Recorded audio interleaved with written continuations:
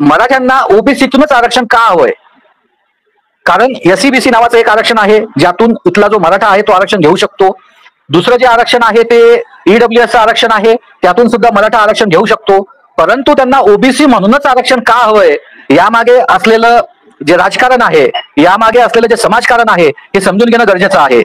कारण ही जी पार्श्वभूमी आहे, हा जो टायमिंग आहे, हा टायमिंग आहे सध्याच्या महाराष्ट्रातल्या सर्व ज्या लोकल बॉडी इलेक्शन्स आहेत त्या इलेक्शनचा हा प्रसंग आहे, टायमिंग आहे. आणि येथे ओबीसीचं मोठ्या प्रमाणात आरक्षण सुटणार आहे.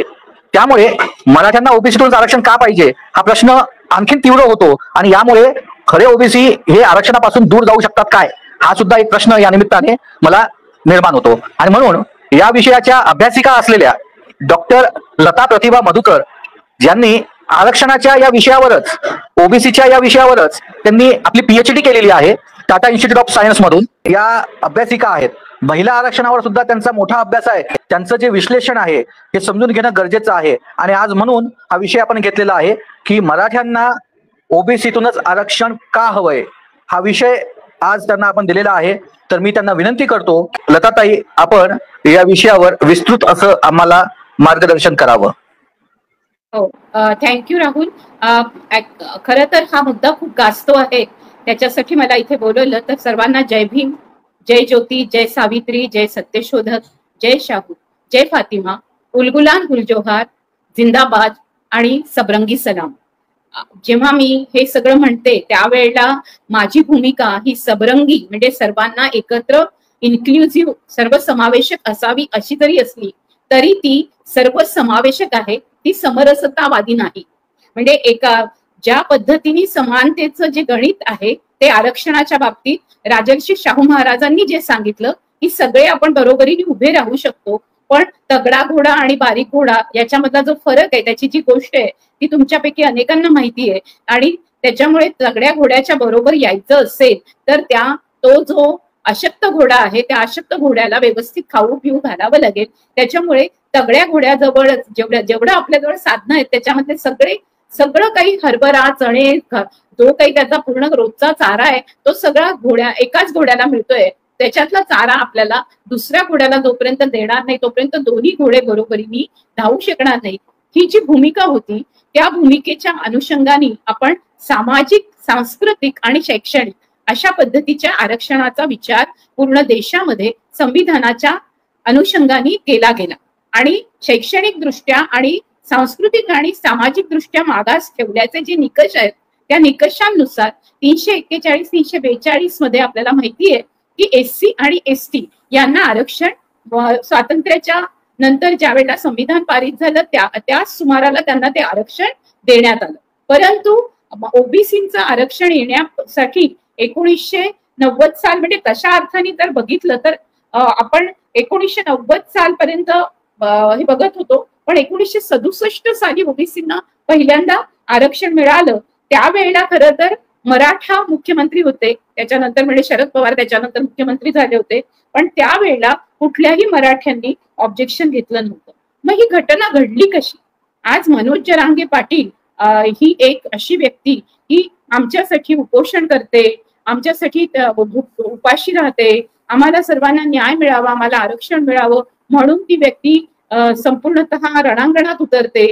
म्हणून तिच्या सोबतीने जे काही मराठा आहेत, जे 1 लाख मराठा म्हणत दुसऱ्याही कारणासाठी रस्त्यावर आलेले होते, त्या सर्वांनी एकदम अचानकपणे जरांगे पाटलांना पाठिंबा देत स्वतःला कुणबी म्हणवून घ्या. पहिल्यांदा ते फक्त स्वतःला मराठाच म्हणतात, पण आता आम्हाला कुणबी म्हणा आणि आम्हाला कुणबी म्हणून ओबीसीमधनं आम्हाला आरक्षण द्या, आम्हाला तोच वाटा पाहिजे.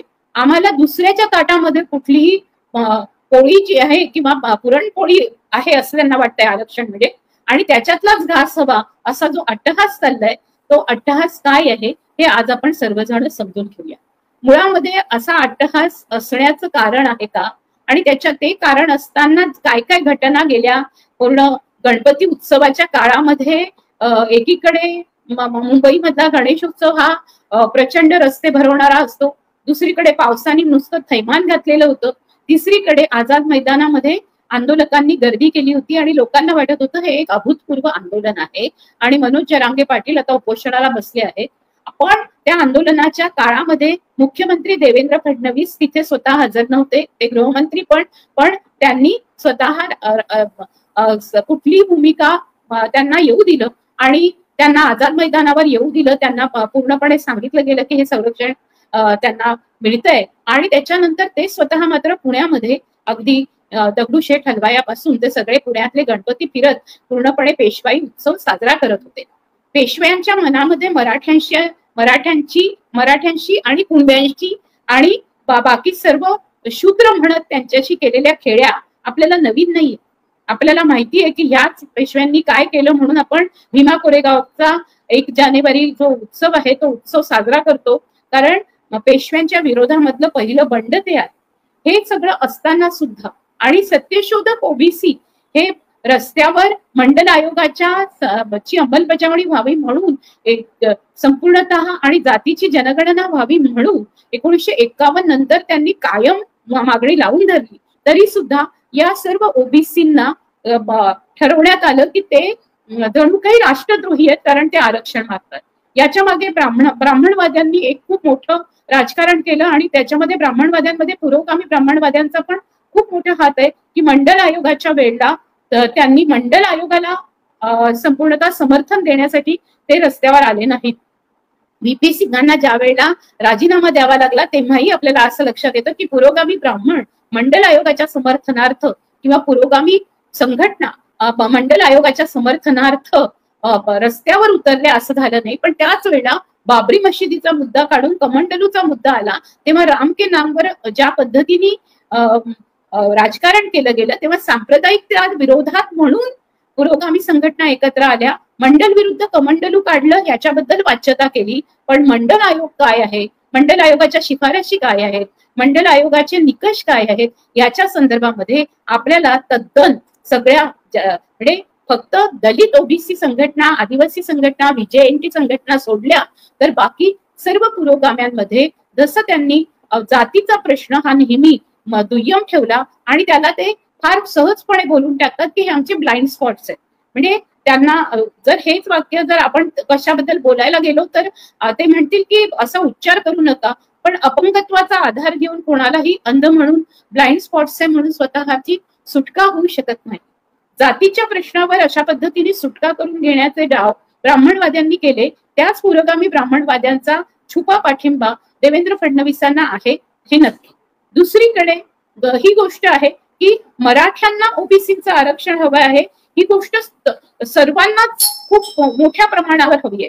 का बरं हवी आहे त्यांना, तर त्यांना मराठ्यांना ओबीसीचं आरक्षण दिलं की जरांगे पाटील जे बोलतात ते त्यावेळेला आपल्या लक्षात असं येतं की शरद पवार गटाकडून असेल, अजित पवार गटाकडून असेल, पूर्ण राष्ट्रवादी काँग्रेस गटाकडून असेल, म्हणून या बाबतीमध्ये काहीही त्यांनी वाच्यता केली नाही त्यांनी. आणि उलट देवेंद्र फडणवीसांनी केलेली जी चाल आहे की 5 जे मंत्री आहेत त्या 5ही मंत्री जे आहेत ते मराठा मंत्री त्यांनी पाठवले विखे पाटलांच्या शिष्टमंडळामध्ये आणि विखे पाटलांनी जाऊन तिथे सांगितलं. आणि जरांगे पाटलांची मागणी काय होती, जरांगे पाटलांनी मागणी केली की मला हैदराबाद गॅझेट आणि सातारा गॅझेट तुम्ही आम्हाला लागू करा आणि त्याच्यानुसार तुम्ही आम्हाला जीआर. महाराष्ट्र सरकारने हा जीआर तयारच ठेवला होता. तर मग ही सगळी नाटकं का झाली. हायकोर्टामध्ये केस असताना अशा पद्धतीने आणि हायकोर्टाचा निकाल येणार होता त्या सगळ्या काळामध्ये हायकोर्टाला घेराव घालण्याचं आजपर्यंत सुप्रीम कोर्ट, हायकोर्ट याला अशा पद्धतीने घेराव करण्याचे आंदोलन झाले नाहीत. आंदोलनाची शिस्त सुद्धा आंदोलकांनी मोडली आणि मराठा आंदोलकांचा जो संपूर्णतः एक प्रेशर वाढवण्याचा प्रकार होता ते प्रेशर मुंबईकरांवर तर वाढत होतच, पण दुसरीकडे आपलं आंदोलन विखरून चाललेलं आहे याचे आपल्या हातून आता त्याची दोर सुटेल की काय असं वाटत असताना जरांगे पाटलांनी घेतलेला हा निर्णय एकीकडे चतुराईचा असेल किंवा एकीकडे असंही वाटत असेल की हैदराबाद गॅझेट आणि सातारा गॅझेटच्या आधारावर त्यांना जे जीआर काढण्यात आले ते मिळाले आहेत असं जरी असेल, असं वाटत असेल तरी सुद्धा या सगळ्या गोष्टींची शहानिशा करणं खूप गरजेचं आहे. मी हैदराबाद गॅझेटच्या संदर्भामध्ये वाचत होते तर हैदराबाद गॅझेट 1908, 1909 आणि 1918 या सगळ्या संदर्भामधलं गॅझेट जेव्हा मी पाहत होते तेव्हा 1918च्या गॅझेटच्या नुसार जे आहे तिथे कुणबी म्हणूनचा जो उल्लेख आहे किंवा साताऱ्याच्या गॅझेटमध्ये जो कुणबी म्हणूनचा उल्लेख आहे त्याचे हैदराबाद गॅझेटमध्ये आपल्याला पृष्ठ क्रमांक मिळतात, पण सातारा गॅझेटचे पृष्ठ क्रमांक मला गुगलवर काही अजून सापडले नाही. ज्यांनी कोणी ज्या अगदी मी द हिंदू पासून ते times of India, Indian express पासून ते BBC, NDTV या सर्वांचे रिपोर्ट्स पाहिले, पण या सर्वांनाही डिटेलमध्ये कशा पद्धतीने कुणब्यांना आरक्षण देण्यात आलेलं आहे याची समग्र माहिती काही आपल्या हातामध्ये अजून आलेली नाही. आता या संदर्भामध्ये 4-5 प्रकारच्या भूमिका बाहेर आल्यात. एक भूमिका ऍडव्होकेट म्हणजे सदावर्तेंची आहे, आणि सदावर्ते तर जरांगे पाटलांना अत्यंत अशा भाषेमध्ये त्यांनी जरांगे पाटलांचा असा उल्लेख केला आणि कशा पद्धतीने एकूण ते कोर्टाच्या विरोधामध्ये चाललेले आहेत याचा त्यांनी निषेधही केला, आणि एकूणच त्यांनी जरांगे पाटलांचं हे सगळं आंदोलन हे कसं संविधानाच्या विरोधात आहे याची स्पष्टता केली.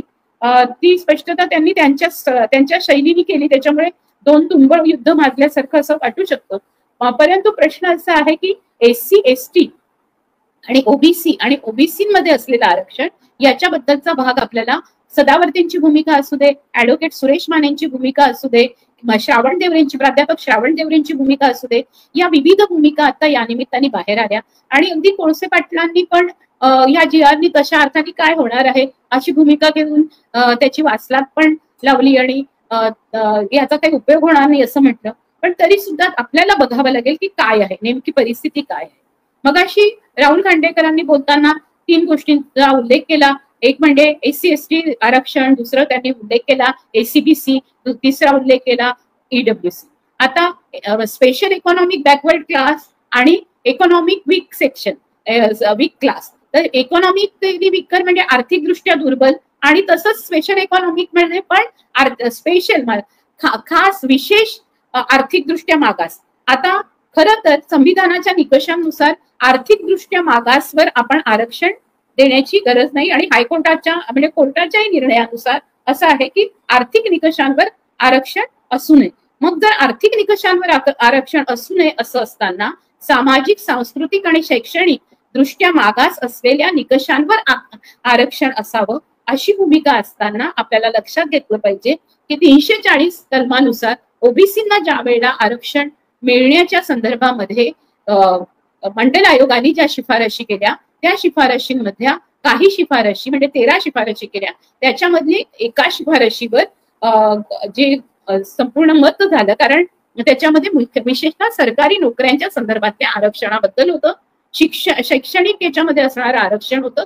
आता सरकारी नोकऱ्यांच्या आरक्षणाबद्दल काय घडलं तर सरकारी नोकऱ्यांच्या आरक्षणामध्ये फक्त 50% आरक्षण दिलं जाणार असं तिथे नमूद आहे. त्याच्यामध्ये SC, ST यांना जे आरक्षण आहे ते सोडलं, आणि OBCमध्ये सर्वच घटक आहेत तर त्यांना ते 52% जरी ठरले तरी 27% 23% आरक्षण देऊन झालेलं आहे 50% मग 27% उरलेले आहेत. तर ते फक्त आरक्षण सरकारी नोकऱ्यांच्या संदर्भामध्ये 27% आरक्षण दिलं जाईल असं होतं. यालाही चॅलेंज करण्यात आलं. याच्यामध्येही OBCंना आरक्षण मिळतं याच्याबद्दल सगळ्यांच्या नाकामध्ये आणि म्हणजे त्यांना प्रचंड हे झालं की तोंडामध्ये तोंडात पाणी शिरलं, आणि त्यांना वाटलं की SC, STना मिळालं तसं OBCंना मिळतंय. OBC जवळ सगळेच काही पूर्ण आर्थिक सुबत्ता आहे. या देशामधले OBC किती आहेत हे पहिल्यांदा आपण समजून घेऊया. त्याच्या आधी मी हे 3 डिस्कोर्स पूर्ण करते. एकीकडे सदावर्ते असं म्हणाले, दुसरीकडे ऍडव्होकेट सुरेश माने यांनी वारंवार हा प्रश्न विचारला की OBC आरक्षणाबद्दल नेमकं दुखणं काय आहे, आणि खरं तर हे दुखणं असताना ज्या वेळेला ही मर्यादा 1964 मध्ये जी घालून दिली त्याच्यानंतर आपल्याला लक्षात येते की संपूर्णतः ह्या मर्यादेच्या अंतर्गतच काम करण्यात आलं, आणि त्याच्यामध्ये खरं तर OBCंवर खरं अन्याय झालाय हे माझं मत आहे. आता प्रश्न असा आहे की त्यांनी एक खूप छान प्रश्न केला की जर मराठ्यांना कुणबी व्हायचं असेल तर एक मराठा लाख मराठामध्ये एक कुणबी मराठा लाख कुणबी मराठा असे ते घोषणा देतील का? मराठ्यांना स्वतःला कुणबी म्हणवून घ्यायला आवडतं की त्यांचा डोळा OBCंच्या आरक्षणावर आहे? म्हणजे जसा कावळ्यांचा, गिधाडांचा सगळ्यांचा डोळा असतो की तो घास कोणाला मिळेल, तो मासा कोणाला मिळेल, तो मटणाचा तुकडा कोणाला मिळेल, तसं यांचं चाललेलं आहे. आरक्षण खरं तर हे तुकडे नाहीये. आरक्षण हे सामाजिक आणि सांस्कृतिक आणि शैक्षणिक मागासपणा जो या संपूर्ण घटकांमध्ये ठेवण्यात आला शूद्र म्हणून त्यांना जी वागणूक देण्यात आली, संपूर्णतः मनुस्मृती आधारित आरक्षण जे आहे ते 100% आरक्षण ब्राह्मणांना देण्यात आलं, त्याच्यानंतर क्षत्रियांना देण्यात आलं, त्याच्यानंतर संपूर्णतः वैश्यांना देण्यात आलं. महात्मा फुलेंच्या भाषेमध्ये शेठजी आणि भटजी या दोघांना तर संपूर्णतः आरक्षण राहिलेलं आहे. मग या सगळ्या याच्यामध्ये शेठजी आणि भटजींचा जो समन्वय झालेला आहे आणि त्यांच्या अनुषंगाने त्यांना जे आरक्षण मिळालेलं आहे त्या आरक्षणाच्या पार्श्वभूमीवर कुणाला आरक्षण नाकारलं गेलं? आरक्षण शूद्रांना नाकारलं गेलं. मग शूद्रांना नाकारलं गेलं तर या देशातल्या स्त्रियाही शूद्र होत्या. तर 73वी आणि 74वी घटना दुरुस्ती झाली, त्यावेळेला स्त्रियांना आरक्षण मिळालं, तेव्हा ब्राह्मण जातीतल्या, क्षत्रिय जातीतल्या किंवा वैश्य जातीमधल्या, म्हणजे हे मी 4 वर्णांमधल्या जाती सांगते, एकूण आपल्या संपूर्ण देशामध्ये एकूण जातींची संख्या ही 6400च्या वरती आहे आणि त्याच्यामध्ये ओबीसी जातींची संख्या ही 3743 आहे आणि महाराष्ट्रामध्ये 346 ओबीसी जाती आहे. आता जर असा विचार केला तर ओबीसीच्या नावाने जो शंख केला जातो तो शंख असा आहे की ओबीसींना सगळं मिळतं आणि ओबीसी हा दुसरीकडे असं म्हटलं जातं की भाजपाचा डीएनए आहे. म्हणजे ओबीसींना बदनाम करण्याची एकही संधी पुरोगाम्यांपासून ते स्वतः ब्राह्मणवादी बीजेपी मधले ब्राह्मणवादी आहेत यांच्यापासून कुणीही सोडलेली नाही. म्हणजे ओबीसींना एकीकडे डीएनए करायचं, मग मराठ्यांच्या बरोबर मात्र महायुती करायची आणि मराठ्यांबरोबर सगळ्या शैक्षणिक संस्थांमध्ये आपला शिरकाव करून आपल्या कारकुनीवाल्या, आपल्या संपूर्णतः शेअर मार्केटवाल्या, आपल्या अर्थमंत्री म्हणून निर्मला सीतारामन सारख्या सगळ्या जागा पूर्णपणे आपल्या स्वतःच्या काबीज करायच्या आणि त्याच्याशिवाय पूर्ण मराठ्यांच्या सोबतीने एक अशा पद्धतीचं राजकारण करायचं. हे जे चाललेलं आहे हे मराठे कोण आहेत? हे मराठे तालेवार मराठे आहेत, हे सरंजामी मराठे आहेत आणि या मराठ्यांनी आजपर्यंत सगळ्या स्थानिक स्वराज्य संस्था असतील, वेगवेगळ्या कॉपरेटिव्ह असतील, आपल्याला सर्वांना म्हणजे मला सांगायलाच नको, महाराष्ट्रामध्ये आपल्याला सगळ्या ठिकाणी माहिती आहे, साखर कारखाने असतील, दारूचे कारखाने असतील, असे वायनरीज असतील, या सर्व ठिकाणी जर आपण बघितलं तर त्या संपूर्ण कंपन्यांची मालकी सुद्धा मराठ्यांच्या हातात आहे. त्या सगळ्या कारखान्यांची मालकी त्यांच्या हातात आहे. सहकारी जेवढे उद्योग आहेत त्यांची मालकी त्यांच्या हातात आहे. हे सगळं असताना म्हणजे सगळे मर्चंट चेंबर्स असतील किंवा क्रिकेट असोसिएशन असतील, इथे पण मराठ्यांची वर्णी आहेच आणि त्याच्याशिवाय पेशवे आणि मराठ्यांचं एकमेकांशी जी युती त्यांनी ठरवली आहे की त्या काळामध्ये पेशवे जरा असे वागले असतील मराठ्यांशी, पण तरी सुद्धा आपल्याला पेशव्यांच्या सोबतच राहायचं आहे हे मराठ्यांनी जाणून घेतलेलं आहे. मग आता त्याच्यामध्ये मनोज जरांगे पाटील हे वेगळे मराठी आहेत का की ज्यांना ब्राह्मणवाद्यांबरोबर जायचं नाहीये, त्यांना ओबीसी बरोबर जायचं आहे, त्यांना काहीतरी सत्यशोधक फुलेवादी आंबेडकरवादी भूमिका घ्यायची आहे, त्यांना एससी एसटी ओबीसी बरोबर यायचंय, असं नाहीये. मनोज जरांगे पाटलांची भाषा बघा, त्यांचं वागणं बघा, त्यांचा उद्धटपणा बघा, त्यांनी ज्या पद्धतीने ते बोलतात ते बघा. त्यांच्या सभांना लाखोची गर्दी होत असेल, तशी काय अण्णा हजारेंच्या सभेला झाली होती, सगळे पुरोगामी सुद्धा अण्णा हजारेंच्या सभेला होते. पण जेव्हा पितळ उघडं पडतं त्यावेळेला आपल्याला कळतं की हे सगळं बीजेपीचे डाव होते. म्हणजे माझ्या सगळ्या काळामध्ये आणीबाणीला विरोध करत असताना इंदिराजींनी जी एकीकडे अभिव्यक्ती स्वातंत्र्याच्या संदर्भामध्ये जी भूमिका घेतली होती म्हणून असंख्य आमच्यासारखे लोक छत्रयुवा संघर्ष वाहिनी, युक्रांत वगैरे या सगळ्या याच्यामध्ये संघटनांमध्ये आले आणि अशा पद्धतीच्या आणीबाणीला विरोध केला. पण आज लक्षात येतं की या देशामध्ये प्रतिक्रांती होण्यासाठीची जी संपूर्ण आणीबाणी लादली आहे त्या आणीबाणीमधल्या प्रतिक्रांतीचे स्वर ते खूप मोठ्या प्रमाणावर, म्हणजे हिटलरच्याही सभांना गर्दी होती, तर हिटलरच्या सभांना म्हणजे सावरकर, गोळवलकर, हेडगेवार यांच्या सभांना गर्दी असणं आणि गोडसेनी गांधींना मारल्यानंतर गोडसेच्या समर्थकांना गर्दी मिळणं या देशामध्ये सुरू झालेलं आहे. त्याच काळात मनोज जरांगे पाटलांना पण गर्दी मिळते आहे. तेव्हा त्यांना जी गर्दी मिळते ती गर्दी ही वेगवेगळ्या ठिकाणची आणि विशेषतः मराठवाड्यातली जी गर्दी आहे त्याच्या तेव्हा मराठवाड्यातला इतिहास समजून घेतला तर जेव्हा निजामांच्या याच्यापासून मुक्त होऊन म्हणजे हैदराबाद जेव्हा स्वतंत्र झालं तेव्हा हैदराबाद 1947 मध्ये भारताला स्वातंत्र्य मिळालं असलं तरी हैदराबादला 1948 मध्ये स्वातंत्र्य मिळालं. मग 1948 मध्ये निजामांपासून वेगळं होऊन मराठवाडा महाराष्ट्रात आलं तेव्हा आता हैदराबाद गॅझेटची मागणी करून त्याच्या आधारावर जरांगे पाटील म्हणतात आहे की आपल्याला आरक्षण मिळावं. आणि दुसरीकडे सातारा गॅझेट. आता हैदराबाद गॅझेटच्या अनुषंगाने त्यांनी जरी ती मागणी केली तरी मग कुणबी आणि मराठा हे दोन शब्द आहेत, त्याच्यामध्ये मराठा या शब्दाबद्दलची उकल आपल्याला समजून घेतली पाहिजे. मराठा या शब्दाबद्दलची उकल आपल्याला मराठी विश्वकोशात मिळते, संजय सोनवणींच्या लेखात मिळते, माझ्या पीएचडीच्या ग्रंथामध्ये मिळते की आपण कशा पद्धतीने. तर त्याच्यासाठी 3-4 अशा पद्धतीने म्हटलं जातं. मराठा पासून कसं महाराष्ट्र सुरू झालं आणि त्याच्यातूनच मराठा.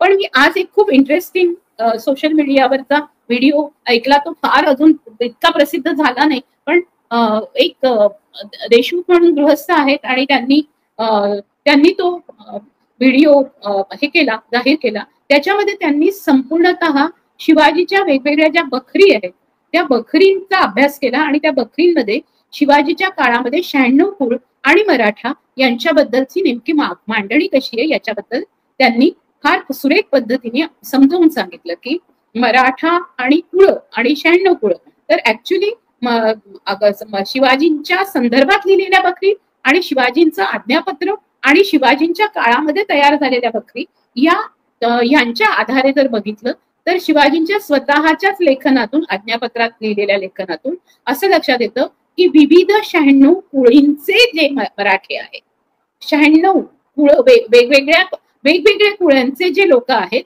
त्या लोकांचं त्यांनी ते मराठा म्हणजे ते कुठल्याही जातीचे होते, म्हणजे ते मराठा हा संपूर्णतः समूह होता त्यांच्यासाठी. आणि कुणबी हा शब्द त्यांनी प्रत्येक वेळी शेती करणाऱ्या माणसासाठी वापरला. मराठा हा शब्द त्यांनी जातीवाचक अर्थाने वापरला नसून मराठा हा शब्द विविध कुळांमधले जे लोक सैनिकांमध्ये काम करतात आहे, सैन्यामध्ये काम करतात आहे, सैन्यामध्ये राहूनही ते जे शेती करतात त्यांना त्यांनी कुणबी म्हटलंय. अशा प्रकारचं चे पुरावे आपल्याला शिवाजी काळातून म्हणजे आपल्याला मिळतात. 17व्या शतकातली सगळे ग्रंथ आहे ते आपण जर बघितले आणि 16व्या शतकातले ग्रंथ तर त्याच्यामध्ये आपल्याला एकूण तिथून सुरुवात केली आणि स्वतः आज्ञापत्राचं आपण वाचन केलं तर आपल्याला काही गोष्टींचं ची उकल होते.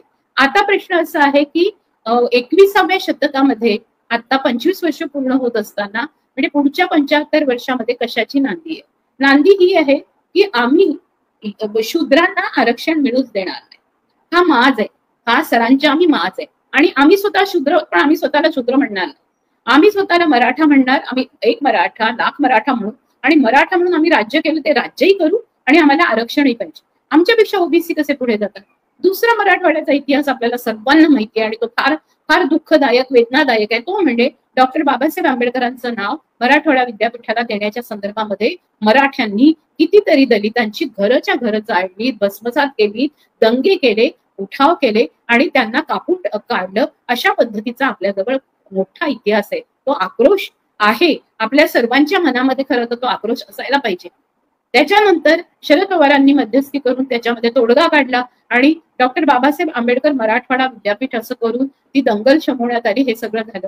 पण या संपूर्ण काळामध्ये मराठा समूहानी जी दिलगिरी व्यक्त करायला पाहिजे ती दिलगिरी व्यक्त न करता उलट त्यांच्या मनामध्ये जी आग जळते आणि तरी सुद्धा पुरोगामी वर्तुळांमध्ये असं म्हटलं जातं की जेवढ्या दंगली आणि सांप्रदायिक दंगली केल्या जातात त्या सगळ्या दंगली या ओबीसी घडवतात. ओबीसीमध्ये कुणबी आहेत आणि ओबीसीमध्ये ज्या प्रमुख काही 4-5 जाती आहेत ज्यांच्या हातामध्ये सत्ता आहे त्यांच्यापैकी जर कोणी दंगली केल्या असतील तर त्यांना ओबीसी म्हणता येणार नाही. माझी या चॅनलवरून बहुजन संघटक वरून माझी तुम्हाला सर्वांना रिक्वेस्ट आहे की ज्या वेळेला दंगली होतात त्यावेळेला कोणत्या समूहाने दंगल केली हे सरळ सरळ त्या जातीचं नाव घ्या. जर ब्राह्मणांनी मारलं असेल गांधींना तर गोडसे ब्राह्मणवादी आणि ब्राह्मण होता आणि RSSचा होता आणि हिंदू महासभेचा होता. हे आपल्याला उल्लेख करावे लागतात. तसाच उल्लेख आपल्याला करावा लागेल की कोणत्या ओबीसी जातींनी, ओबीसी म्हणजे 346 जातींनी जणू काही दलितांवर आणि आदिवासींची घरं जाळली अशा पद्धतीने जो आरोप केला जातो तो पूर्णपणे चुकीचा आहे. अनेक दलित, आदिवासी आणि हे जे संपूर्ण वंचित घटकातले ओबीसी आहेत ते एकत्र राहतात, ते एकत्र उद्योग करतात त्यांचे सगळे आणि याच्यामध्ये बरेचसे मुस्लिम ओबीसी, मुस्लिम दलित आहेत आणि ते एकमेकांच्या सोबतीने राहतात आणि यांच्या संपूर्ण वस्त्या जाळायच्या असतील तर ओबीसी विरुद्ध दलित, ओबीसी विरुद्ध आदिवासी असं एक राजकारण केलं जातं आणि ओबीसी अशा ओबीसीना मिळेल. माझे सगळे सोयरे जर कुणबी आहेत तर माझ्या असं कसं होईल की माझ्या बायकोकडे मात्र आरक्षण आहे आणि मला मात्र आरक्षण नाही, असं एकदम जरांगे पाटलांसारखं सगळ्यांना असं वाटतं. म्हणजे तिथे कसं तिला मिळालं, ती जर कुणबी आहे तर तिला आरक्षण आणि मी मात्र मराठा आहे तर मला आरक्षण नाही, असं कसं? मी शोधूनच काढतो आता मला कसं नाही मिळालं. ही जी अहमनिका आहे, हे जे आहे की मला पण तुकडा द्या आणि मी तो हिसकावूनच घेईन, अशा पद्धतीचं एक अतिशय अरेरावी या संपूर्ण ह्याच्यामध्ये आहे. आरक्षण पूर्णतः आजही शेटजी आणि भटजींना आहे आणि ते आरक्षण त्यांना कधीही, म्हणजे त्यांना प्रत्येक ठिकाणी प्रत्येक संस्थेवर फक्त त्यांची आडनावं बघून प्रवेश मिळतो. त्यांचं पर्सेंटेजही बघितलं जात नाही अनेकदा आणि त्यांना त्यांची आडनाव बघून त्यांच्या समोर मान तुकवली जाते. शेटजींजवळ भरपूर पैसा असल्यामुळे कॅपिटेशन फी ते भरू शकतात आणि त्याच्यामुळे त्यांची पोरं, व्यापाऱ्यांची पोरं मार्क 20-25% असले तरी 50-58% दाखवून संपूर्णतः SC ST OBCच्या मुलांनी नोकऱ्या करून, काम करून, कष्ट करून, मजुरी करून, आपल्या आई वडिलांबरोबर शेतावर जाऊन सगळं राबून मिळवलेले मार्क त्यांच्या तुलनेमध्ये त्यांना लगेच 58%, 60%, 75% दिसतात आणि म्हणतात की आम्ही मात्र 94% घेतले. आम्ही, अरे तुमच्या घरामध्ये तुम्हाला काहीच करावं लागत नाही, तुम्हाला सगळं आयतं मिळतंय. आणि आदिवासी, ओबीसी, कष्टकरी समूह शेतकऱ्यांच्या घरामध्ये आत्महत्या घडतात, ज्या घरामध्ये अशा परिस्थितीमध्ये सांस्कृतिक विपन्नता आहे, आर्थिक विपन्नता आहे, शैक्षणिक विपन्नता आहे, त्या घरांमधली पोरं तेवढ्याही याच्यामध्ये अभ्यास करून जर प्रावीण्य मिळवतात तर त्यांना या सगळ्या गोष्टींमध्ये आरक्षण मिळालं पाहिजे.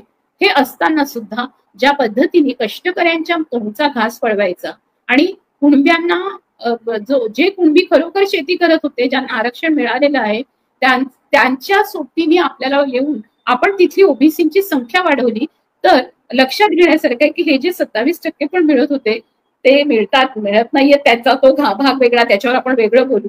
पण या 27% आरक्षणामध्ये किती हिस्से होते? त्याच्यामध्ये VJNT पण सामील आहेत, विमुक्त जनजाती समूह जो आहे, भटके विमुक्त, तो समूह सामील आहे. त्याच्यामध्ये ट्रान्सजेंडर्स पण सामील आहेत. त्याच्यामध्ये ओबीसी मधल्या, म्हणजे ह्या ज्या संपूर्ण मी जे म्हणते 346 जाती आहेत, या 346 जाती ज्या आहेत त्या जाती आपण बघितल्या तर अगदी शिंपी, सुतार, लोहार, ह्या सगळ्या जाती त्याच्यामध्ये आहेत. म्हणजे ज्यांना बलुतेदार म्हणत होते ते पण आहेत, पण सवर्ण लोक त्याच्यात नाहीयेत. मराठा सवर्ण सरंजामी लोक त्याच्यात नाहीयेत आणि त्याच्यामुळे किमान आतापर्यंत खऱ्या ओबीसी घटकाला ते आरक्षण मिळू शकेल असं वाटत होतं. ओबीसींना इंदिरा सहानीच्या केसमुळे पूर्ण क्रिमिलेअरची पण अट लावण्यात आली. सगळ्यांचं दुखणंच ओबीसी आहे. आणि मग हे ओबीसी कोण आहे? हे ओबीसी कोण आहेत हे आता आपण गेल्या मंडल आयोग ज्या वेळेला आला तेव्हापासून आणि त्याच्या थोडा आधीपासून आपण सगळेजण सांगतोय. म्हणजे आम्ही सगळे जे 1975 नंतरच्या चळवळीमध्ये आलोत त्याला आता 50 वर्ष होतात आहेत. या 50 वर्षामध्ये साधारणतः मागासवर्गीय कोण आहेत आणि मागासवर्गीय शूद्र ज्यांना खास बाहेरच ठेवण्यात आलं आणि 340 कलमाचं उल्लंघन करून त्यांचा आयोगच बनला नाही किंवा आयोग बनला कालेलकर, तरी सुद्धा त्या कालेलकर आयोगाने सगळी जबाबदारी झटकून टाकली. त्याच्यानंतर जातीची जनगणनाच झाली नाही. पण मंडल आयोगाचे मुळे आज ज्या पद्धतीचं आपल्या हातामध्ये एक शस्त्र आलं, मंडल आयोगानंतर सच्चर आयोग आला, रंगनाथ मिश्रा आयोग आला, नचिअप्पन कमिटीचा रिपोर्ट आला, हे सगळ्या आयोगांनी ज्या पद्धतीने ओबीसीच्या संदर्भामध्ये एक संपूर्णतः एक डेटा सरकारला दिला आणि त्याच्यामध्ये आपल्या लक्षात असं येतं की खरोखरच जे निकष आहेत 11 निकष मंडल आयोगाचे, त्याच्यानुसार ज्या मागास जाती आहेत त्या मागास जाती आपल्याकडे आहेत आणि या 13 शिफारशींमधल्या काही शिफारशी अजूनही पूर्ण होत नाहीये. आज आपल्या लक्षात असं येतं की डॉक्टर प्रदीप ढोबळे असतील किंवा डॉक्टर प्रवीण देशमुख असतील, यांनी आपल्या कॉलेजमध्ये कोणी इंजिनिअरिंग यांचं संपूर्णतः इंजिनियर आणि दुसरे त्याच्या शिक्षकेतर म्हणजे कर्मचारी जे आहेत इंजिनिअरिंग मधले अभियांत्रिकी महाविद्यालयातील, त्यांचा संपूर्ण ओबीसीचा गट बनवला. ढोबळेंनी संपूर्णतः एअर इंडिया किंवा अशा ज्या टेक्निकल अशा ज्या संपूर्णतः संस्था आहेत त्यांच्या मॅनेजमेंटमध्ये जे ओबीसी आहेत त्यांच्या संघटना बनवल्या. त्याच्यामध्ये SC ST OBC यांच्या संयुक्त संघटना बनवल्या. त्याच्यामुळे ज्या वेळेला या संघटना बनल्या त्या कर्मचाऱ्यांनी जेव्हा मागणी करायला सुरुवात केली, आपले हक्क मागायला सुरुवात केली, त्यावेळेला त्यांना त्याच्यामध्ये दिलंच गेलं नाहीये. अनेक ठिकाणी ओबीसींना आरक्षण दिलं गेलेलं नाहीये. अनेक ठिकाणी ओबीसीना सचिवालय, मंत्रालय आपल्याला दिसेल की संसदेच्या ऑफिसेसमध्ये जेवढे प्रशासकीय ऑफिसेस आहेत त्या सगळ्या प्रशासकीय ऑफिसेसमध्ये या सगळ्या ठिकाणी कुठेही ओबीसींना ज्या पद्धतीने जो कोटा आहे तो कोटाही भरला गेला नाही. न्यायालयामध्येही ओबीसीचा कोटा रिकामा आहे. तर हे जे सगळे रिकामे कोटे आहेत ते असताना, रिकामे कोटे असताना ओबीसींना अजिबात आरक्षणच मिळत नाहीये. त्यावेळेला ओबीसीची लढाई आता 3 पातळ्यांवर झालेली आहे आणि या 3 पातळ्यांवर झालेली लढाई असल्यामुळे एकीकडे श्रावण देवरे जे म्हणतात की मग तुम्हाला हवंच आहे तर तुम्ही ओबीसी मधून कशाला मागता, तुम्ही बौद्ध व्हा, तुम्हाला पण आरक्षण मिळेल. तर तुम्ही नवबौद्ध झालात तर तुम्हाला आरक्षण मिळू शकतं असं जरी श्रावण देवरे म्हणाले तरी आपल्याकडे धार्मिक अल्पसंख्याक आहे म्हणून आरक्षण मिळत नाही, त्या जातींनुसार आरक्षण मिळतात. त्याच्यामुळे तशा अर्थाची संभावना राहत नाही आणि म्हणून मग मराठे म्हणतील की आम्हाला एससी, मराठ्यांचा जो जात्याभिमान आहे तो जात्याभिमान असा आहे की त्यांना ओबीसी झालं तर चालेल पण त्यांना एससी एसटी मध्ये ते आरक्षण मागूच शकत नाही. तर ते आदिवासी नव्हतेच, ते शेती करत असले, ते शेतमजूर असले, ते ऊसतोड कामगारी असले समजा मनोज जरांगेंच्या भाषेत, तर ते खरोखर एससीच्या बरोबर जातील का? तर तिथे ते अस्पृश्यता पाळतात आणि आपण एससी नाही म्हणतात अशा पद्धतीची सरंजामी वृत्ती त्यांच्यात आहे. आणि त्याच्यामुळे एससी एसटी ओबीसी ह्यांची जी संपूर्णतः एक युती या मधल्या काळामध्ये न सांगणारी अशी राजकीय युती नाहीये. ही युती शैक्षणिक सांस्कृतिक मागासलेपण काढण्यासाठीची फुले आंबेडकरवादी, शाहूवादी, पेरियारवादी, नारायण गुरु अयंकालीवादी अशा पद्धतीची संपूर्णतः एक वैचारिक जी युती होत होती, जे अभिसरण होत होतं त्याचं पोलरायझेशन, त्याचं ध्रुवीकरण करण्यासाठी हे आरक्षणाचे खेळ पेशवे आणि सरंजामी मराठे खेळत आहे. जरांगे पाटील त्यांच्या हातातलं खेळणं आहे. आता ते खेळणं खूप नाचवलं जाईल आणि अचानकपणे अण्णा हजारेंसारखं त्यांना चुपचाप, आता ते राळेगण सिद्धीला बसलेले आहेत तसं यांना पण बीडमध्ये चुपचाप बसवण्यात येईल आणि आज जरांगे पाटलांची जी अवस्था आहे ती आर्थिक अवस्था अतिशय उन्नत होईल. माझ्याकडून तुम्ही लिहून घ्या आणि उन्नत झाल्यानंतर काही विशिष्ट कोटी हातात आले आणि वेगवेगळ्या ठिकाणी त्यांना वेगवेगळ्या पदांवर आणि त्यांच्या मुलांना घेतलं की या प्रकारची आंदोलनं पूर्णपणे सक्षम आपण हे कोलमडू शकतो. याचा अनुभव राज्यकर्त्यांना नाही का? आपल्याला नाहीये का? आपल्याला सर्वांना आहे. आपण सर्व सामान्य माणसं आहोत. आपल्याला शिक्षण घ्यायचंय, आपल्याला नोकरी करायची आहे, आपले आपले उद्योगधंदे टिकवायचे आहेत. आपल्या उद्योगांवर आलेलं आक्रमण जागतिकीकरणाचंच नाहीये, फक्त खाजगीकरणाचं नाहीये, उदारीकरणाचं नाहीये. आपल्यावर आलेलं आक्रमण हे जातीय व्यवस्थेमध्ये शेटजी आणि भटजींचंही आहे. आणि या सगळ्या कंपन्यांमध्ये अदानी अंबानी कोण आहेत? शेटजी आहेत. टाटा बिर्ला कोण आहेत? शेटजी आहेत. बाटा कोण आहे? शेटजी आहे. आणि भटजी कोण आहेत? मग ते फडणीस असतील, जोशी असतील, भागवत असतील, हे सगळे भटजी आहेत. या भटजी आणि शेटजींनी मिळून केलेलं हे जे राजकारण आहे आणि मग बाकीच्यांना ज्या पद्धतीने नाचवलं जात आहे त्याच्यामध्ये आदिवासी राष्ट्रपती जरी त्यांनी केल्या तरी आदिवासी राष्ट्रपतींना त्यांच्यासमोर मान फुकवून उभं राहावं लागतं असं आणि त्यांना नमस्कार करावा लागतो आणि हे राष्ट्रपतींना त्या पदाला नमस्कार करत नाही. अशा पद्धतीची अतिशय निर्घृण आणि अतिशय भयानक आणि अतिशय चीड येण्यासारखी संभावना. शहा कोण आहे? मोदी कोण आहेत? हे दोघंही जण व्यापारी आहेत, शेटजी आहेत. या शेटजी भटजींनी संपूर्ण देशाला विकायला काढलेलं आहे आणि देशाला विकायला काढलं असताना आपल्याला जरांगे पाटलांसारखे लोक सोडून आपल्या वाट्याला येणाऱ्या आपल्या जवळची चाकरी, आपल्या जवळची नोकरी, आपल्या जवळची भाकरी सगळंच ते चोरायला निघालेले आहेत. त्याच्यामुळे हे आरक्षण ओबीसींच्या हक्कातून घेतलं जाणारं आरक्षण आहे. म्हणून ओबीसींच्या भाकरीतलाच तुकडा मराठ्यांना जर हवा असेल तर त्यांना हे सांगितलं पाहिजे की तुम्हाला 20% आरक्षण ऑलरेडी मिळत आहे. आता एक छगन भुजबळांचा व्हिडिओ सोशल मीडियावर आलेला आहे, त्याच्यामध्ये त्यांनी किती वेगवेगळ्या पूर्ण योजना मराठ्यांसाठी आहेत, अगदी सारथी योजनेपर्यंत त्या सर्व योजनांचा आढावा घेत साधारणतः 20 ते 25 हजार कोटी रुपये महाराष्ट्र सरकार एका वर्षाला मराठ्यांना देत असतं, मराठ्यांच्या वेगवेगळ्या संस्थांना. आणि 1540 कोटी सुद्धा जी द्यायला पाहिजे त्यांनी पूर्ण मागासवर्गीय म्हणून सगळ्या ओबीसी 346 जाती आहेत बरं का, या सर्वांच्यासाठी शैक्षणिक आणि सांस्कृतिक आणि सामाजिक मागासलेपण असल्यामुळे ज्या ज्या योजना आहेत त्या कार्यान्वित करण्यासाठी ज्या केलेल्या आहेत योजना कागदपत्रावर आहेत त्यांच्या म्हणजे महाज्योती सारखी तिथे सुद्धा पैसा पुरवला जात नाही. ही वास्तवता आहे. तिथे जो कोट्यातला कोटा आहे, ज्या पद्धतीने मंजूर केलेलं असतं, तो मंजूर केलेली गोष्ट सुद्धा दुसरीकडे वळवली जाते ती रक्कम, आणि ती रक्कम वळवून मग सांगितलं जातं, जसं महिलांच्या बाबतीतही आहे. महिला आरक्षणाच्या बाबतीमध्ये स्त्रियांनी, ब्राह्मण स्त्रियांनी आणि उच्चवर्णीय ज्या उच्च जातीतल्या स्त्रिया आहेत त्यांनी महिला आरक्षणाचं आम्ही सगळ्यांनी स्वागत केलं, त्यांनी पण स्वागत केलं. त्यांनी स्वागत केल्यानंतर तिथे ऑलरेडी नमूद होतं की SC ST महिलांना आरक्षण मिळेल, पण सरकारने तिथे खेळ केलेला होता. 73वी घटना दुरुस्ती आणि 74व्या घटना दुरुस्ती मधल्या जे महिला आरक्षण आहे त्याच्यामध्ये ओबीसीना आरक्षण मिळावं याच्याबद्दलची जी दुरुस्ती आहे, जे कलम आहे, ते मात्र त्याच्याबद्दल मात्र सगळ्या उच्चवर्णीय स्त्रिया म्हणाल्या नाही ओबीसी स्त्रियांना आरक्षण नको. मग काय आहे तर स्थानिक स्वराज्य संस्थांमध्ये जे काही होईल, त्या सगळ्या ग्रामस्वराज्य संस्था असतील, स्थानिक स्वराज्य संस्था असतील, या सर्वांमध्ये नगरपालिकांच्या निवडणुका असतील, जिल्हा परिषदेच्या निवडणुका असतील, या सर्वांमध्ये ज्या स्त्रिया ग्रामपंचायतीतल्या असतील निवडून येतील त्याच्यामध्ये SC आणि ST ना आरक्षण, पण ज्या निवडून येतील त्या उच्च जातीतल्याच असतील असा त्यांनी पूर्णपणे डाव रचलेला आहे. त्याच्यामुळे ओबीसी ज्या मुळात शूद्र आहेत, म्हणजे मला तुम्ही दाखवा ना की एक शिंपी, एक धोबी, एक नावी, एक लोहार, एक सुतार, एक कुंभार, अशा पद्धतीने स्त्रिया आपल्याला त्या सगळ्या ठिकाणी दिसतात. माळी, साळी, वेगवेगळ्या जाती आहेत. त्या एवढ्या 346 जातींमध्ये माझी एक जात आहे पानमाळी, बाराई. या जातीच्या स्त्रिया तुम्हाला तिथे दिसतात का? त्या फक्त मजुरी करताना, शेतीवर काम करताना दिसतात.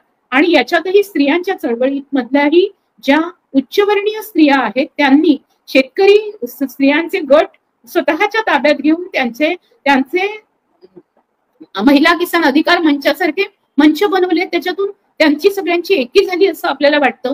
पण शेतकरी आंदोलनाने ज्या पद्धतीने सर्व स्त्रियांना एक आवाज दिला होता आणि शेतकरी स्त्रिया दिसत होत्या समोर, म्हणजे ते शरद जोशी प्रणित होतं तरी चांदवडच्या शिदोरीतून किमान अशा शेतकरी स्त्रिया दिसायला लागल्या होत्या. त्या दिसायला लागल्या होत्या की या स्त्रिया आता आपल्याला किंवा महिला राजसत्ता आंदोलनातून दिसायला लागलं होतं की या वेगवेगळ्या जातींमधल्या ओबीसी प्रवर्गातल्याही स्त्रिया या आज आपल्याला वेगवेगळ्या ठिकाणी दिसत आहेत, त्या नेतृत्व करतात आहे. पण त्यांच्याही हातातून पूर्णतः काढून घेऊन हे जे NGO आधारित मंच तयार झाले त्याच्यामध्ये या मंचांचं नायकत्व कोणाकडे, याचं संपूर्ण नेतृत्व कोणाकडे? हे नेतृत्व तिथल्या ओबीसी शेतकरी स्त्रियांकडे नाही.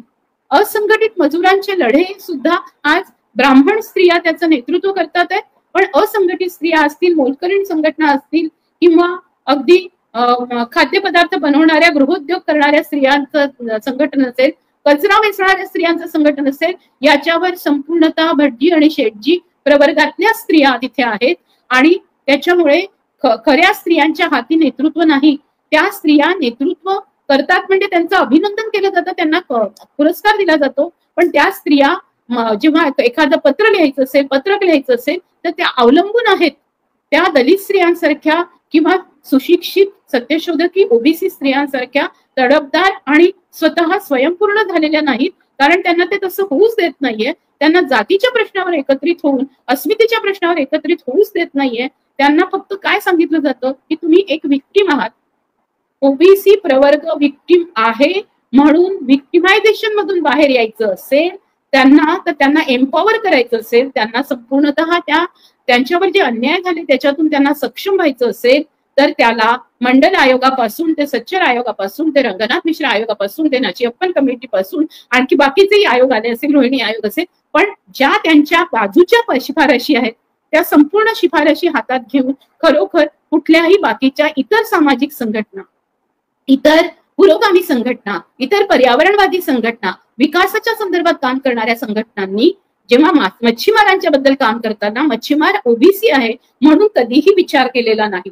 आणि असं झाल्यामुळे आज मराठा सरंजामी जो पूर्ण प्रवर्ग आहे तो आपल्या स्वतःला एकीकडे त्यांनी शेटजी बनवून ठेवलेला आहे. तो आता त्यांची जात ही शेटजी, सरंजामी, सत्ताधारी आणि पेशव्यांच्या सोबत जाणारी, म्हणजे फडणवीसांच्या सोबत जाणारी जाती झाल्यामुळे हा जर भाग झाला तर मी सांगते पुढे ओबीसींचं, एससींचं, आणि एससी तर आता इतके शिकलेत, ते आता वेगवेगळ्या ठिकाणी गेलेत, तर त्यांचं जर शिरकाण करायचं असेल तर ते ओबीसींमध्ये असंतोष निर्माण करतील आणि मग ओबीसींचं आरक्षण खरं तर मराठे पळवतायत. लक्षात घ्या, ओबीसींचं आरक्षण मराठे पळवतायत, एससी पळवत नाहीत, एसटी पळवत नाही. आणि SC ST नाही लक्षात घेतलं पाहिजे की ओबीसी त्यांचं आरक्षण पळवत नाहीये, तर मराठीच त्यांचं आरक्षण पळवणार आहे. त्याच्यामुळे ध्रुवीकरण आपल्या दोघांमध्ये होता कामा नये.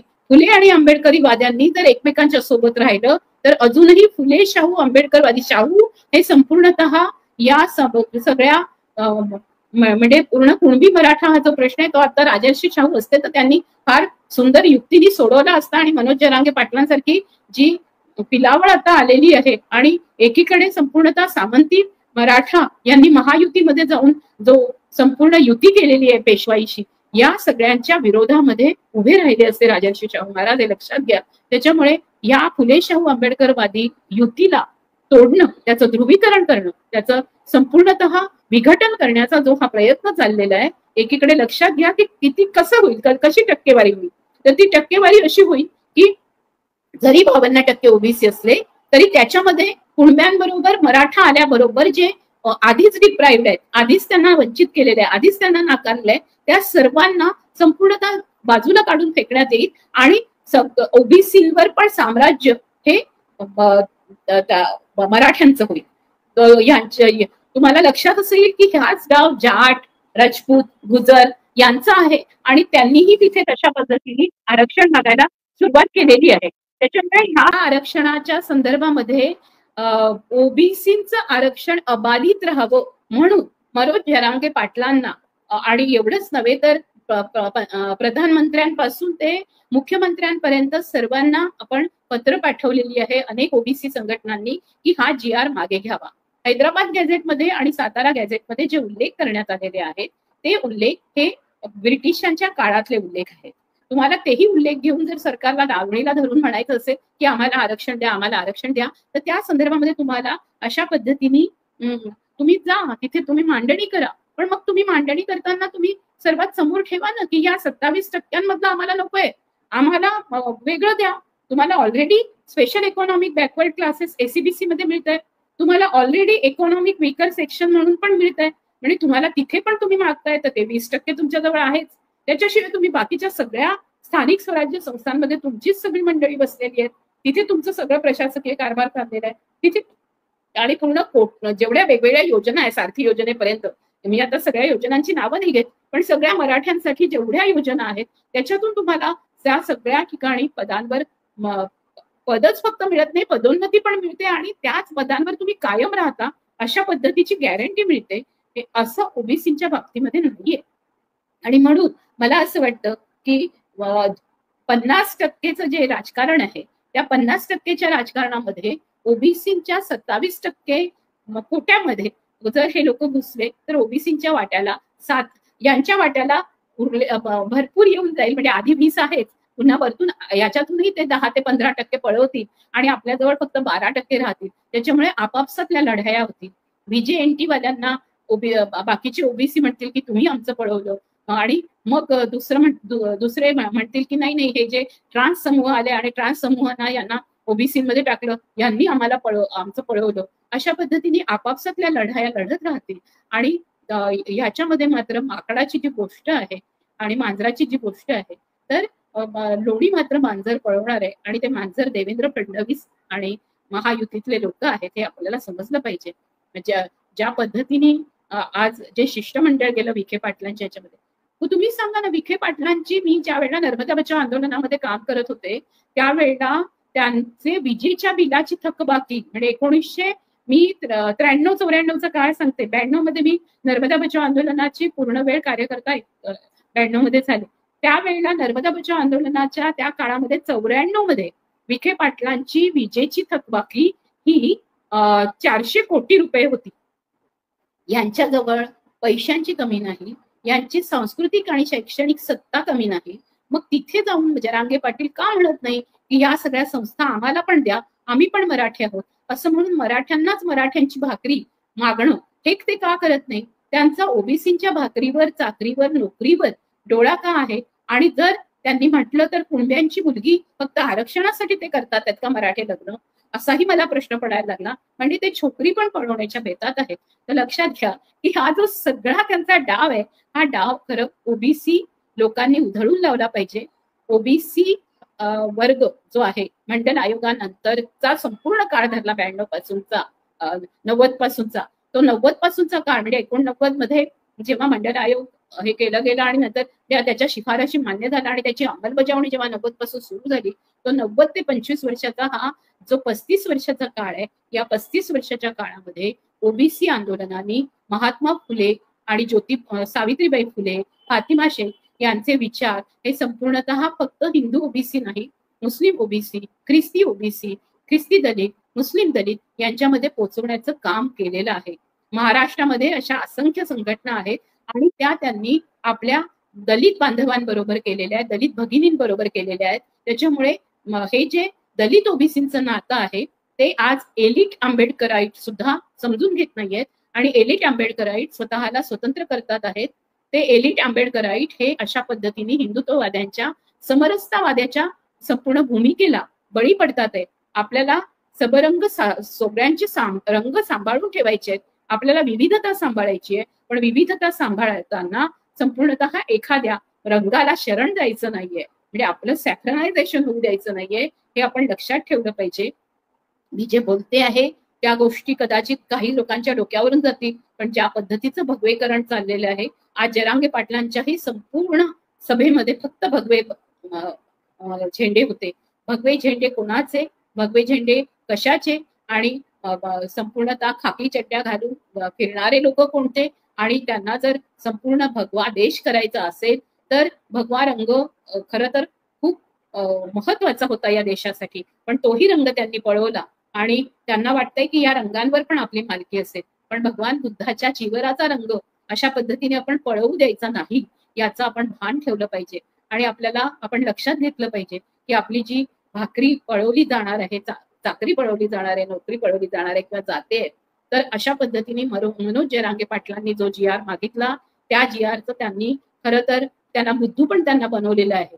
पण या GRची अंमलबजावणी करण्यासाठी सर्वात जास्त कष्ट जे काही ते म्हणतात आहेत ते कष्ट करावे लागणार आहेत. ते जे मराठा खरोखर आता मागास आहेत म्हणतात ते त्यांना दिवस रात्र खेटा घालायला लागणार आहे. इतकं सोपं नाहीये. तुम्ही जाऊन तिथे आधी सिद्ध करावं लागणार आहे की तुम्ही खरोखरच मराठी आहे का, हैदराबाद गॅझेटनुसार तुम्ही मराठी आहात का, सातारा गॅझेटनुसार मराठी आहात का, तुम्ही इथे तुम्ही सांगितल्यानुसार मराठी आहात की तुम्ही ते मराठे कुणबी आहात की तुम्ही ते कुणबी आहात, याचं प्रमाणपत्र तुम्हाला आम्ही कसं मान्य करू. आणि याच्यामध्ये त्यांचा जो वेळ जाणार आहे तिथे जरांगे पाटील तुमच्या सोबत रस्त्यावर लाईन मध्ये राहणार नाही. लक्षात घ्या, प्रत्येकाची नेतृत्वाची ही जी चढाओढ आहे आणि या देशामध्ये एक नेतृत्वाची चटक लागलेली आहे. या देशामध्ये खरं तर आम्ही भारताचे लोक हे सर्व संघटनांचंही ब्रीदवाक्य व्हायला पाहिजे होतं की आम्ही संघटनेचे लोक, पण त्या संघटना सामूहिक निर्णयाने चालत नाहीये.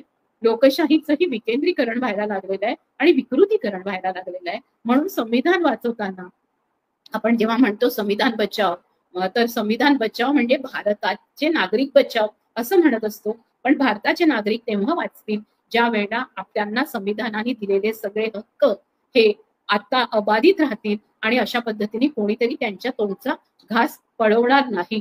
या संविधानाच्या संदर्भामध्ये सर्वात शेवटचा मुद्दा मी म्हणते की इथे जो अल्पसंख्य धर्म आहेत, या अल्पसंख्य धर्मांना सुद्धा धर्माच्या अनुषंगाने आरक्षण मिळत नाही. त्यांना ओबीसीच्या अनुषंगाने मुस्लिम पसमंदा म्हणजे मुस्लिम जे पिछडा वर्ग आहे त्यांना आरक्षण 4.5 जे मिळतं ते मुस्लिम म्हणून मिळत नाही, हे लक्षात घेतलं पाहिजे. त्याच्यामुळे ओबीसीचा 52% वाटा हा केवढा मोठा, म्हणजे ओबीसी सतत दिलदार आहे, तुम्ही देत राहा आणि बळीराजासारखं तुम्ही देत राहून मान तुकवा आणि आम्ही बटू वामनासारखे तुमच्या डोक्यावर पाय ठेवू आणि बळीराजाला पूर्णपणे जमिनीत गाडू, ही त्यांची हजारो वर्षांची 3500 वर्षापूर्वीची त्यांची जी नीती आहे ती कुटील नीती आणत त्यांनी या देशातून भगवान गौतम बुद्धांना सुद्धा घालवलं होतं. तर आता ओबीसींनी खूप जागृत झालं पाहिजे. त्यांना घालवण्यासाठीचं हे सगळं षडयंत्र चाललेलं आहे. या षडयंत्राला आपण सगळ्यांनी बळी पडता कामा नये. आणि म्हणून मग ते मनोज जरांगे पाटलांनी त्यांच्या हक्कासाठी काही करावं, पण ओबीसींच्या पोळीतून, चपातीतून, त्यांच्या रोजीरोटीतून त्यांचा तुकडा तोडून घेऊ नये आणि चोरून घेऊ नये. ही पोळीच मुळामध्ये 50% नाहीये, 52% नाहीये, ही 27%च पोळी मिळालेली आहे. तर त्याच्यातून तुम्ही घास घेऊन टाकताय, हे बरोबर करत नाहीये.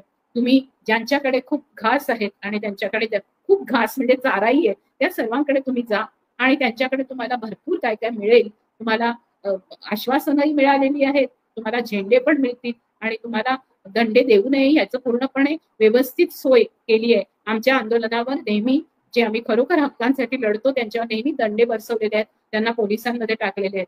पण काल दंडे बसू नये याची व्यवस्थित सोय महायुतीने केली आणि आपोआप म्हणजे जरांगे पाटलांना आतून व्यवस्थित कळवलं आणि जरांगे पाटलांनी GR वर उपोषण सोडलं.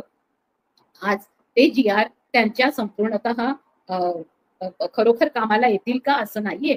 आणि म्हणून लक्षात घ्या की गर्दी तिथे वर्दी जरी असली आणि तिथे लोक येत असले तरी प्रत्येक गर्दी ही संपूर्णतः देशाला बदलवणारी गर्दी नसते. तर ती गर्दी नाहीये, ती गर्दी फक्त आपल्याला काहीतरी मिळेल अशा अनुषंगाने आलेली गर्दी आहे. त्याच्यामुळे ते खरंच जर आंदोलक असतील तर त्यांचा त्याच्यावर अभ्यास असायला पाहिजे, त्यांनी त्याच्यावर मागणी करायला पाहिजे. आज मनोज जरांगे पाटलांचा हैदराबाद गॅझेट आणि सातारा गॅझेटवर अभ्यास आहे असं म्हटलं तर तो आपण 3 मिनिटात करू शकतो. आज तुम्हाला AI पुरवू शकतो, गुगल पुरवू शकतो.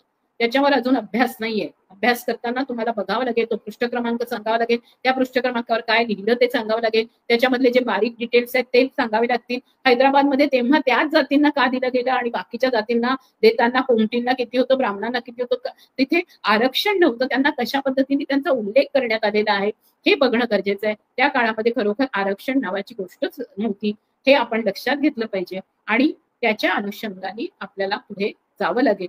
ब्रिटिश काळामध्ये जर सगळीकडे आरक्षण असतं तर आपल्याला आरक्षणाची गोष्ट शाहूंना करावी लागली नसती. त्यांनी 1902 मध्ये आपल्याला जेव्हा आरक्षण दिलं त्यावेळेला आरक्षण पहिलं कोल्हापूर प्रिन्सलेस स्टेटमध्ये आलं.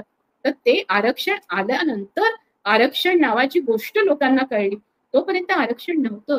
तर निदान शिवाजी ते शाहू जो संपूर्ण खरोखर एक मोठा स्वराज्याचा रयतेच्या राजांचा जो आदर्श होता तो आदर्श किमान आजच्या या मराठा समूहाने मातीत मिळवू नये आणि ओबीसी मधल्या कुणब्यांच्याही पोटावर पाय ठेवू नये. ओबीसी मध्ये जे ओबीसी आहेत आता त्यांना ओबीसी राहू द्या, तुम्ही स्वतःच काहीतरी तयार करा आणि तुम्ही तुमचे स्वतःचे आरक्षण मागा. मला कौतुक असं वाटतं की तमिळनाडूमध्ये, बिहारमध्ये ज्या पद्धतीने आरक्षणाकडे बघितलं गेलं तसं महाराष्ट्रामध्ये मात्र बघितलं जात नाहीये, कारण इथली संपूर्ण सत्ता खरोखरच ब्राह्मण आणि सरंजामी मराठा यांच्या हातामध्ये आहे आणि त्याच्याबद्दल आपल्याला स्पष्टतेने बोलावं लागेल. आणि अशा महायुतीच्या काळामध्ये ओबीसींना पूर्ण शेठजी भटजींनी लावलेला हा गळफास आहे हे आपल्या लक्षात घेतलं पाहिजे. पण ह्याच ओबीसींनी संपूर्ण देशाला, जगाला काही महत्वाच्या गोष्टी दिल्या. भगवान गौतम बुद्ध हे शूद्र समाजातले होते, जर आजचं बघितलं तर शूद्र वर्णातले होते, ते शेतकरी समूहातले होते. जर बघितलं तर कबीर, चारवाक, तुकाराम संतांच्या ह्याच्यामधले एखाद दोन सोडले तर बाकी सगळेच जण शूद्रांमध्येच येतात, संपूर्ण ओबीसी समूहातले आहेत. त्यांनी संपूर्ण या देशामधली वारकरी चळवळ, इथला पंढरपूरचा विठोबा, इथलं संपूर्णतः सामूहिक असं दैवत जे आहे ते जनजागराचं दैवत ते जागृत ठेवलं. तर एवढंच नव्हे तर त्याच्यानंतर डॉक्टर बाबासाहेब आंबेडकरांनी दीक्षा घेण्याच्या आधी महात्मा ज्योतिबा फुले यांनी गुलामगिरी ग्रंथ लिहिला आणि त्यांनी 1848 साली सर्व शूद्रांसाठी आणि मुलींसाठी शाळा काढली. तेव्हा 1848 साली त्यांनी मनुस्मृती नावाच्या संपूर्ण गुलामगिरी लागणाऱ्या अशा ग्रंथाची पूर्णपणे मशाल करून ज्ञानाची म्हणजे पूर्णपणे होळी करून ज्ञानाची मशाल हातात दिली. तर त्यांनी प्रतिकात्मक होळी केली नसेल पण त्यांनी मनुस्मृती संपूर्ण मसणात काढली आणि शाळा काढली. अशा पद्धतीचं दैदिप्यमान इतिहास ओबीसींचा आहे. ताराबाई शिंदे सीमांत बुवाच्या आधीच्या काळामध्ये त्यांचा आपल्याला लक्षात येतं की पहिला असा निबंध आहे की जो स्त्री पुरुष तुलना असा निबंध की ज्याच्यामध्ये तो एका बहुजन जातीतल्या स्त्रीने लिहिलेला आहे. आपल्याला लक्षात असं येतं की फातिमा शेख या पण बहुजन जातीतल्या आहेत आणि त्या पहिल्या मुस्लिम स्त्री शिक्षक आहेत. आपल्याला लक्षात येतं की तानीबाई बिर्जे ही पहिली पत्रकार स्त्री ओबीसी जातीतली आहे. डॉक्टर रखमाबाई या पहिल्या डॉक्टर, प्रॅक्टिसिंग डॉक्टर एवढंच नव्हे तर बालविवाह कायद्याच्या विरोधामध्ये लढणाऱ्या आणि मुद्दामहून जर नवऱ्याच्याकडे जाण्याची जबरदस्ती करण्यात आली तर रेस्टिट्यूशन ऑफ कॉन्ज्युगल राईट्स याच्या विरोधामध्ये लढून त्यांनी संपूर्णतः स्त्रीला स्वतःला अधिकार आहे की मी कोणाबरोबर राहील, कोणत्या नवऱ्याबरोबर राहील आणि माझं लग्न अवैध आहे की वैध आहे हे तुम्ही ठरवत आहे. ते माझं लहानपणीच बालविवाह करून तुम्ही ठरवताय. माझं आता संमती देण्याचं जे वय आहे त्या वयामध्ये मी शहाणपणाच्या वयात आलेले आहेत. मी वयस्कर झाले, वयस्कर म्हणूनच्या वयात 18-21 वर्षाच्या वयामध्ये आल्यानंतर सुद्धा तुम्ही माझ्यावर अशा पद्धतीने त्याच नवऱ्याबरोबर जाण्याची सक्ती करू शकत नाही. अशा पद्धतीचं अतिशय दैदिप्यमान लढा देणारी डॉक्टर रखमाबाई ह्या सगळ्या ओबीसी जातीतल्या आहेत. आणि मुक्ता साळवे ही महात्मा ज्योतिबा फुले आणि सावित्रीबाई फुले यांच्या शाळेमधली जी विद्यार्थिनी आहे, तिने जेव्हा मांग महालाच्या दुःखाविषयी लिहिलं तो निबंध सुद्धा सावित्रीबाई आणि महात्मा ज्योतिबा फुले यांच्या शाळेमधून आलेल्या या विद्यार्थिनीचा आहे. हे आपण सर्व हा इतिहास विसरायला लावतील अशा पद्धतीने यांनी, कारण यांच्यापैकी कोणीच तिथे नव्हतं त्यावेळेला. यांच्यापैकी ना ब्राह्मणांनी ना मराठ्यांनी ना कोणीही आपल्याला दिसतं की त्यावेळेला शाळा काढल्या ना शिक्षण संस्था काढल्या. त्यावेळेला त्यांनी पहिली सुरुवात यांनी कधीही रूढींवर आघात करण्याची केली नाही. मग ही जर तुम्ही केली नाही तर ज्या सत्यशोधक समाजाने ही केली त्या समाज क्रांतिकारकांचा आम्ही वारसदार आहोत. आणि म्हणून आम्ही सगळ्या ओबीसी सत्यशोधक स्त्री पुरुष हे आम्ही खरं तर महात्मा ज्योतिबा फुले सावित्रीबाई फुले यांनी सुरू केलेल्या या सत्यशोधक परंपरेपासून ते संविधानाच्या परंपरेपर्यंत, जिथे बाबासाहेबांनी संपूर्णतः संविधान म्हणजे संविधानाचे ते घटनेचे शिल्पकार आहेत आणि त्यांच्याबरोबर असणाऱ्या संपूर्ण समूहाला त्यांनी याचं भान दिलं की देवाला अर्पण करायची नाही, ही लोकांना अर्पण करायची, याचं भान आणणं, याच्या पद्धतीची ऍडव्होकसी करणं, ती पंडित नेहरूंपासून ते पटेलांपर्यंत करणं, तिथल्या संपूर्ण जे अशा पद्धतीचे जरांगेसारखे काय त्यावेळेला नसतील का लोक, त्यावेळेला जरांगेसारखे अण्णा हजारेसारखे अनेक लोक असतील, त्या संपूर्ण प्रतिगामी शक्तींना बाजूला टाकून त्यांनी हे करायला लावलं. आणि ते संविधान आज अशा सगळ्या कृतींमुळे, अशा प्रतिक्रांतीमुळे धोक्यात आहे. आज या प्रतिक्रांतीचा गजर गर्दी झाली, किती गर्दी झाली. अरे पंढरपूरची गर्दी पण होतेच की, मग तुमच्या सिद्धिविनायकाची गर्दी पण होतेच की, तुमच्या त्या दगडूशेठ हलवाईची अथर्वशीर्ष गायला हे करताना गर्दी होते की. गर्दी हा तुमचा क्रायटेरिया आहे की संपूर्णतः हक्क हा क्रायटेरिया आहे. आणि तोही कुणाचे तरी हक्क पळवून आणि कुणाची तरी नोकरी आणि चाकरी पळवून, भाकरी पळवून करण्याचा जो अट्टहास आहे, या अट्टहासाकडे जर दुर्लक्ष केलं आज तर आपल्याला प्रतिक्रांती आपल्या दाराशी येऊन ठेवलेली आहे. त्या प्रतिक्रांतीला उत्तर द्यायला खूप सज्ज व्हावं लागेल आणि म्हणून आपल्याला एकजूट करावी लागेल. आपलं ध्रुवीकरण होऊ द्यायचं नाही, याच्यावर आपल्याला सजग राहावं लागेल. याच्याही उपर ज्या लोकांना ध्रुवीकरण करायचं ते करतील आणि त्यांची जी खेळी असेल त्या खेळीला मात्र आपण कसं उत्तर द्यायचं याची आपल्याला रणनीती आखावी लागेल. सर्व ओबीसी स्त्री पुरुष कार्यकर्त्यांना फार वेगळ्या पद्धतीने, अतिशय चिकित्सक पद्धतीने, सत्यशोधक पद्धतीने एकत्र येऊन आज आपला स्वतःचा मार्ग, म्हणजे जसं शरद पाटील म्हणतात, सौत्रांतिक मार्क्सवादी फुले आंबेडकरवादी अन्वेषण पद्धतीने शांतपणे बसून आपली कूटनीती, आपली रणनीती आता ठरवण्याची वेळ आली आहे. आणि शूद्र अतिशूद्र म्हणून जो संपूर्ण प्रवर्ग आहे, ज्या प्रवर्गाला आरक्षण मिळावं म्हणून पुढाकार घेण्यात आला, त्या प्रवर्गाचं खच्चीकरण आता आपण होऊ देणार नाही. आणि त्या प्रवर्गाची मात्र आपण एकजूट आणि एकमोट बांधू आणि 1,00,000 मराठा किंवा 1 कुणबी लाख मराठा, 1 कुणबी 1 मराठा आणि 1,00,000 कुणबी मराठा वगैरे असंही झालं तरी त्यांना आपण बाजूला टाकून आपण या देशामधली त्यांची जी ताकद आहे त्याच्यापेक्षाही 2% जास्त आहोत हे समजून घेऊन आपली ताकद ही 52% आहे ती दाखवण्याची, आपली बहुजन विचारधारा मजबूत करण्याची वेळ आली आहे. मला बहुजन संघटकांनी आज बोलवलं, आज मला बोलण्याची संधी दिली आणि मी आज बराच वेळ बोलले तुम्हा सर्वांशी. 1 तास 7 मिनिटं झालेली आहेत, नाही 8 मिनिटं होत आली आहे. तर तुम्ही सर्वांनी ऐकून घेतलं म्हणून मी आभारी आहे. मला तुमच्या सर्वांच्या प्रतिक्रिया आवडतील आणि मला तुम्ही प्रतिक्रिया खास पाठवा, कारण याच्या संदर्भामध्ये माझ्या लक्षात असं आहे की हे केवळ ओबीसी प्रवर्ग टार्गेट नाही होत आहे. ओबीसी मधल्या ज्या विचारवंत